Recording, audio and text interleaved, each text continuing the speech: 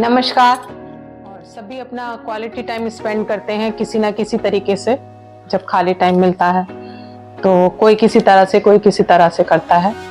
तो डेली तो एक जैसा नियम सबका नहीं रह पाता और मेरा भी नहीं रह पाता। तो मुझे आज ना बहुत पहले की याद आई, अपनी बचपन की से लेके बात तक की, कि जब हमारे एग्जाम्स होते थे तो एग्जाम्स में हम अपने मार्क्स कितने आएंगे और कोई पेपर अच्छा गया है या नहीं गया है उसमें कितने मार्क्स आएंगे, कि हमारा क्या आने वाला है। तो वो देखने के लिए जब हमारी छुट्टियां होती थी और हम फ्री होते थे तो हम एक काम करते थे कि हम डर के मारे भी ये कहिए कि क्या होगा क्या नहीं होगा, रामायण खोल के बैठते थे।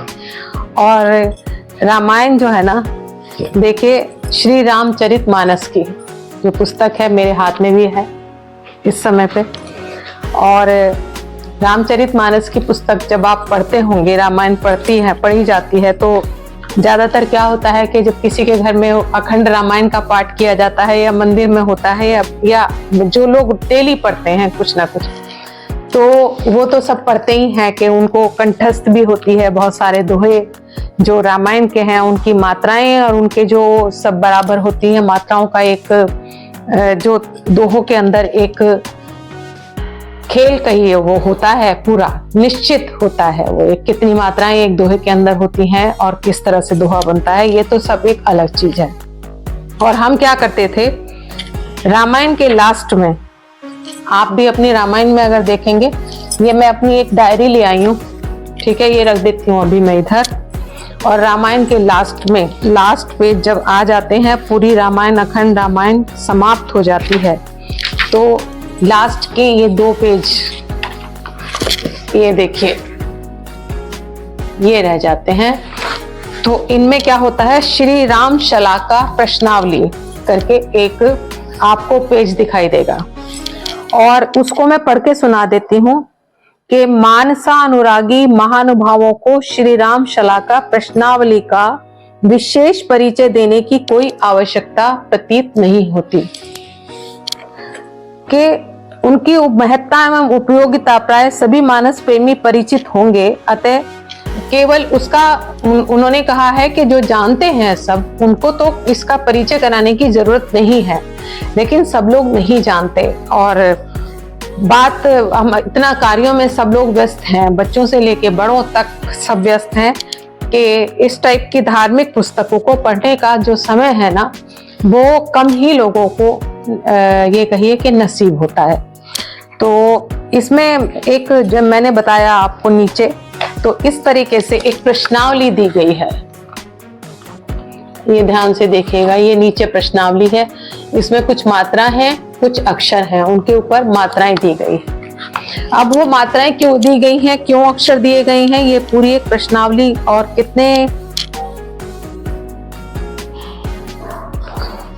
और ये पूरी एक इन्होंने चार्ट बनाया हुआ है।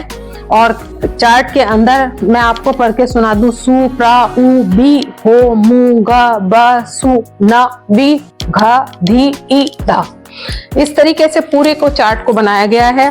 और लिखा है कि श्री राम शलाका प्रश्नावली में जिस किसी को भी अपने माना आपके दिमाग में कोई किसी बात को लेकर संदेह है और आपको भगवान से उसका उत्तर चाहिए, तो उसके अंदर क्या होता है कि इस प्रश्नावली में आप भगवान का ध्यान करें, श्री राम का ध्यान करें और इस प्रश्नावली के ऊपर अपनी उंगली को घुमाते हुए श्री रामचंद्र जी का ध्यान करते हुए किसी भी अक्षर के ऊपर एक के ऊपर आप टिका दें अपनी उंगली। और जब आप उंगली को टिका देंगे, वो अक्षर कौन सा होगा, जैसे मैंने टिका दी है अपनी उंगली और मेरा जो अक्षर आया है वो ऊपर ता आया है, ऊपर से 3rd लाइन का ता आया है। और अब मैं क्या करूंगी कि मैं उस ता को यहाँ अपनी कॉपी में लिख लूंगी, ता लिख लिया मैंने। और ये 3rd लाइन का मेरा ये जो अक्षर आया था इसको मैं ध्यान रख रही हूँ। और मैं इससे आगे के जो भी अक्षर और मात्रा होंगी, जितने भी खाने दिए हुए हैं, पार्ट दिए हुए हैं, इससे आगे के 9 गिनूंगी या 9वां जो आएगा फिर उसको इसके आगे लिख लूंगी।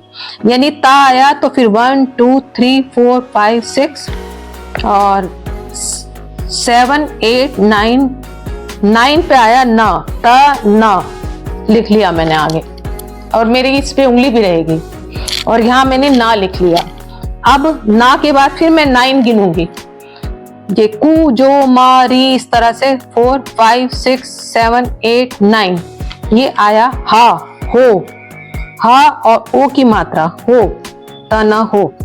अब फिर इससे आगे के फिर मैं 9 गिनूंगी और इस तरह से मैं तब तक गिनती रहूंगी। और जब अगर मेरी नीचे उंगली गई और 9 पे, और मुझे एक दो शब्द 3-4 शब्द मिल ही जाएंगे जिसकी चौपाई नेक्स्ट पेज पे इनमें दी हुई है, कुछ चौपाइयां दी हुई हैं, उनका आंसर दिया हुआ है। तो उनसे मेरा उन शब्दों को मिलाकर, अक्षरों को मिलाकर मेरी एक चौपाई तैयार हो जाएगी।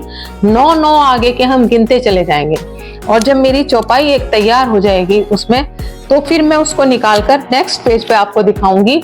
मैं उस चौपाई को का देखूंगी और मेरा क्या आंसर आता है।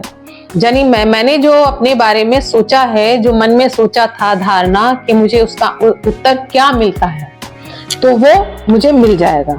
ठीक है, मैं हो के बाद में फिर से मैं आगे, मैंने हो लिख लिया 1 2 3 4 5 6 7 8 9, ई आया मेरा। फिर 1 2 3 4 5 6 7 8 9, नी आया मेरा, नी लिख लिया मैंने। फिर 1 2 3 4 5 6 7 8 9, फिर बा आया, बा लिख लिया। 1 2 3 4 5 6 7 8 9, फिर आ की खाली मात्रा आई है। ठीक है, बा के बाद में खाली आ की मात्रा ही मैंने लिख ली। जो खाने में अगर मात्रा आई है तो मात्रा लिख लेंगे, शब्द अक्षर आया तो अक्षर, और 2 अक्षर मिलके आए तो 2 अक्षर भी लिखने पड़ेंगे। 1 2 3 4 5 6 7 8 9, हूँ। 1 2 3 4 5 6 7 8 9, का। यानी मेरा तन हो ई नी ब हु का, ये इतना बन चुका है। इतने से ही मुझे हिंट मिल जाएगा। अब आगे मैं पेज खोलूंगी 999 करके, और भी मैं कर लूंगी आगे तैयार। और इतने से ही मुझे कोई चौपाई आगे मिल जाती है, नेक्स्ट पेज पर हम देखेंगे। और ये कुछ चौपाइयां यहाँ दी हुई हैं नेक्स्ट पेज पर, ये यहाँ चौपाइयां दी हुई हैं और इनमें मेरा जो शब्द था, मेरा जो चौपाई का जो पहला अक्षर आया है वो आया था तन हो ही।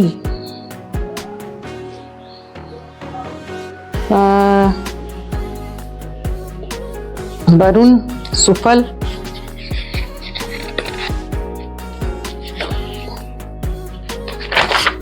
ये था हो ई, हो सो ई। यानी अभी मुझे और 9 करना पड़ेगा।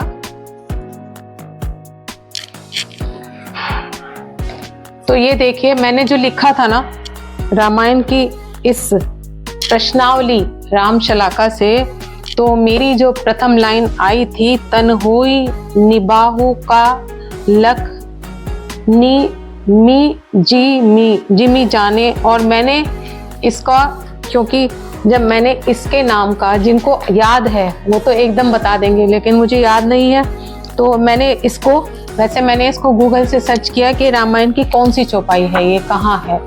तो ये चौपाई है रामायण के बाल कांड से संबंधित एक चौपाई है। और उसमें ये दिया गया है कि जो छल कपट के वेशधारी हैं, छल कपट और झूठ कपट का वेश जिन्होंने धारण किया हुआ है, उनका ये बहुत अंत तक नहीं चल पाएगा, बहुत जल्दी उनका सर्वनाश निश्चित है। तो उनका अंत निश्चित है, जो झूठ कपट और छल के वेश में होते हैं वो इस तरीके से। तो अगर मैंने कुछ सोचा और मैंने उसको इस तरह से 9999 को इस तरीके से किया और यहाँ लिखा, और इसमें से जब मैंने लिखा तो जो 9 वाला शब्द आता रहा, पहले ता आया, फिर 9 अगला 9 आया, ना आया, फिर हो आया, ई आया, नी, फिर बा आया, फिर आ की मात्रा आई, हु का लखन। ये पूरा एक चौपाई का पहला एक जो लाइन होती है वो पूरी बन गई। और इस लाइन को अगर मैं और आगे तक 9 तक आपके सामने काउंट करूंगी तो ये पूरी चौपाई निकल आएगी। और जब पूरी चौपाई निकल आएगी तो इसका अर्थ भी फिर आप कहीं से भी देख सकते हैं, अगर आपको आता है तो अलग बात है। और वो इस रामायण के अंदर कोई ना कोई चौपाई में से चौपाई होगी और उसका अर्थ भी होगा, कुछ ना कुछ अर्थ होगा, और उससे आपके जो संशय, आपका जो प्रश्न है उसका आंसर समझिए। ये एक ऐसी ज्योतिष श्री राम की विद्या है, भगवान की एक ज्योतिष विद्या है, जिसको हम अपना मन को शांत करने के लिए कभी कभी पढ़ सकते हैं, देख सकते हैं। तो अगर आप कभी कुछ ऐसा ही संदेह है, कुछ दिमाग के अंदर कोई प्रश्न है, कोई भी किसी भी तरीके का प्रश्न है, तो आप उसको शांत करने के लिए रामायण उठाएं। रामायण की डेली अगर आप चौपाई पढ़ेंगे तो वैसे भी संदेह सारे अपने आप निकल जाते हैं। ईश्वर सबकी मदद करता है, कोई भी किसी की समस्या हो, कुछ भी हो। अब देखिए ना, समस्याओं का तो अंबार है दुनिया के अंदर, और यहाँ तक कि दिल्ली में अब देखिए लाल किले पे बम, अब उनका जो ये कांड हुआ है, और जगह जगह कभी कश्मीर में कहीं होता है, कभी कहीं होता है। तो इस तरीके से जो ये मन अशांत होता है, विचलित होता है इंसान का, कि इंसान कहाँ जाए, क्या करे। तो इन सभी समस्याओं का जो समाधान है ना, वो सब कुछ आदमी जितना कर सकता है उतना करता है। उसके बाद तो आपके पास ईश्वरीय शक्ति ही काम करती है आपके दिमाग को शांत करने के लिए। तो मैंने एक छोटा सा ये आपको ईश्वरीय गेम है कहिए इसको, ये बहुत शक्तिशाली है। इसको मैंने किया, अपने आप किया, और आपको भी मैं बोल रही हूँ। और विचलित होने की इसमें आवश्यकता बिल्कुल नहीं होती है। इसके अंदर जो भी मात्राएं आती हैं उसमें कुछ ये पीछे, जैसे उदाहरण के तौर पर इन्होंने कुछ चौपाइयाँ दी हैं और उनका अर्थ दिया है। माना हमारी ये चौपाई निकल आती है तो किसी चौपाई का अर्थ है, माना हमारा इस तरह से निकल आता है, सुनुसिए सत्य आशीष हमारी, पूजई मनोकामना तुम्हारी। तो ये भी बालकांड में है, और इस प्रश्न का उत्तर है कि कार्य आपका, आपने जो सोचा है वो सिद्ध होगा, जरूर होगा। और अगर आपकी चौपाई इसी तरह से कुछ और निकल आती है, जैसे इसमें एक वरुण कुबेर सुरेश समीरा रन सम्मुख धीरी काहू न धीरा, और ये चौपाई जो है लंका कांड में है, इन्होंने दिया है रावण की मृत्यु के पश्चात मंदोदरी का विलाप जब हो रहा था तब की है। और इसमें लिखा है कि कार्य का पूर्ण होने में आपके संदेह है। तो इस बात से आपको मालूम चल जाएगा, संदेह है तो आपको निश्चित रूप से उसके लिए और प्रयास करना पड़ेगा। अगर आपको कोई कार्य संभव नजर नहीं आ रहा है और रामायण में इस तरह से आया तो संदेह है, तो आप उसके लिए प्रयास करिए और प्रयासरत रहिए। और जब आपका कार्य वो आपको लगे कि इसमें कुछ कमी है तो आप और करिए। तो हम अपना, अगर हमारा इस तरह से जब हम आंसर लेते थे, हमारे एग्जाम्स होते थे और हमें ये होता था कार्य पूर्ण होने में संदेह है, बाप रे ये तो मार्क्स कुछ कमी आएंगे। देखिए फेल होने की अवस्था तो नहीं थी, ऐसा नहीं है कि, लेकिन हाँ हमें लगता था कि हमारी कौन सी पोजीशन आनी है उस समय पे। तो कार्य पूर्ण होने में संदेह है तो इसका मतलब ये होता था कि हमें और मेहनत करनी है आगे। तो हम ये समझ जाते थे, तो निराश होने की कोई आवश्यकता किसी चीज़ में नहीं होती इसमें, लेकिन सब आंसर आपको मिल जाएंगे। तो ये रामायण की आज जो महिमा है ना, वो बहुत अपार है, श्री राम की महिमा। और देखिए रामायण में अपने मन को आत्म केंद्रित किया और उसके बाद तन को भी करना है हेल्दी। तो ये जो ग्रीन मेथी का जो साग है ना, ग्रीन मैंने मेथी को बारीक बारीक कट कर लिया। और आजकल मेथी ना डेली खाने में किसी न किसी रूप में हमारी जरूर रहती है। और उसमें हरा धनिया और हरी मिर्च भी कट कर ली, और साथ में डाल दिया मैंने थोड़ा सा उसमें आटा, और आटे में उसको मुझे गूंथना है मेथी को। और उसमें डाल दिया मैंने नमक, और साथ में मैं डाल दूंगी अब उसमें बहुत बढ़िया वाला सा एक हींग, जिसको मैंने पानी से सबसे पहले हींग को ना घोल करके एक उसका लिक्विड घोल तैयार कर लिया। वो हींग बहुत खुशबूदार है। और उसमें थोड़ा सा मैंने 2 चम्मच ऑयल डाल दी आटे में, और ये हींग डाल दिया। और अब मैं इसका आटा मेथी का ना बहुत अच्छे से गूंथ लूंगी, और देखना इसके टेस्टी पराठे कितने टेस्टी लगते हैं। तो ये मेथी का जो है ना आटा, ये डेली हमारे घर में यूज होना ही होना है किसी ना किसी टाइम में।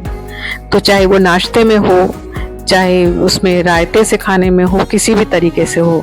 और उसमें देखिए मैंने उसको मिक्स कर लिया और उसमें डाल दिया थोड़ा सा पानी। और मेथी भी ना मैंने इसमें बहुत सारी अच्छे से काट करके डाली है, क्योंकि ज़्यादा मेथी पसंद करते हैं। मेथी कम नहीं होनी चाहिए। भले ही मेथी का एक स्वाद जो होता है ना, सौंधा होता है, वो कड़वा जरूर होता है, लेकिन उसका जो फ्लेवर है एक अलग ही टेस्ट देता है। और साथ में हेल्दी भी बहुत होता है। मेथी खाना बहुत ज़्यादा ज़रूरी है सेहत के लिए। और सर्दियों में, और देखिए मेरा आटा नरम नरम गूंथ के तैयार हो गया और बढ़िया से इसके बनेंगे पराठे। और अब बनाएंगे हम इसके बढ़िया से पराठे, और आप सबके लिए भी। तो आगे के लिए बस इतना ही। नमस्कार।